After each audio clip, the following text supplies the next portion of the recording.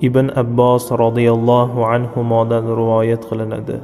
Bir kuni Nabiy sallallohu alayhi vasallamning orqalaridan mingashib ketayotgan edim. U zot: "Ey bola, senga bir kalimalarni o'rgataymi? Allohga rioya qil, seni saqlaydi. Allohga rioya qil, uni ro'parangdan topasan. Agar so'rasang Allohdan so'ragin. Agar yordam tilasang ham Allohdan tilagin. Bilginki, agar ummat biror narsada senga yordam berishga jamlanishsa, faqatgina Alloh senga taqdir qilib yozib qo'ygan narsanigina yordam bera olishadi xolos.